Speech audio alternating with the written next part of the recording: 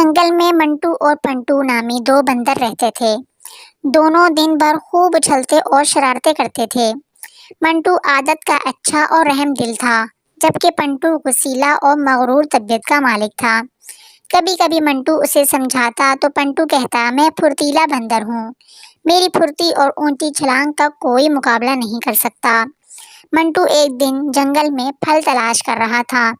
کافی تلاش کے باوجود جب اسے اپنی پسند کا پھل نہیں ملا تو وہ درخت کے پتے وغیرہ کھانے لگ گیا۔ اچانک پنٹو آ گیا۔ منٹو کو یہ کھاتا دیکھ کر کہنے لگا، تم یہ کیوں کھا رہے ہو؟ کیا تمہیں اچھے پھل نہیں ملے؟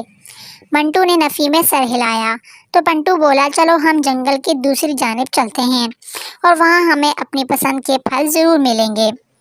منٹو نے کہا، ہمارے بڑوں نے اس حصے میں جانے سے منع کیا ہے، وہاں اکثر شکاری گھومتے ہیں۔ پنٹو نے کہا، تم میرے ساتھ چلو، میں دیکھتا ہوں کیسے شکاری پکڑتے ہیں۔ منٹو مجبور ہو کر پنٹو کے ساتھ چل پڑا۔ جنگل کے اس حصے میں انہیں پھلوں سے لدے ہوئے درخت ملے۔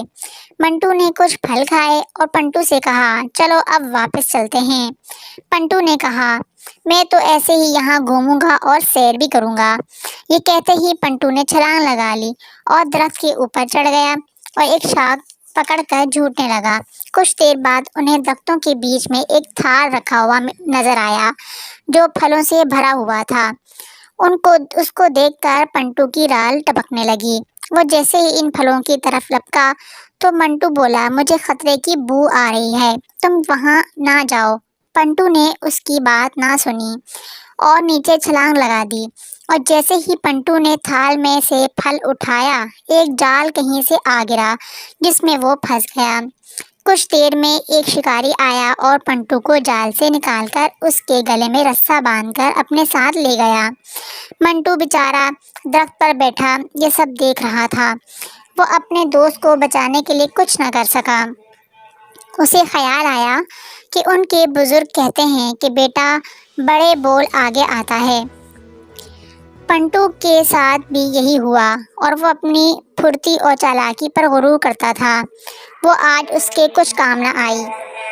پیارے بچوں، ہمیں اس کہانی سے یہ سبق ملتا ہے کہ ہمیں غرور نہیں کرنا چاہیے، کیونکہ غرور کا سر نیچا ہوتا ہے۔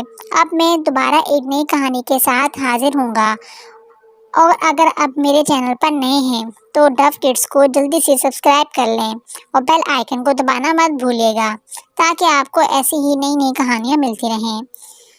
نئے ویڈیو تک اللہ حافظ۔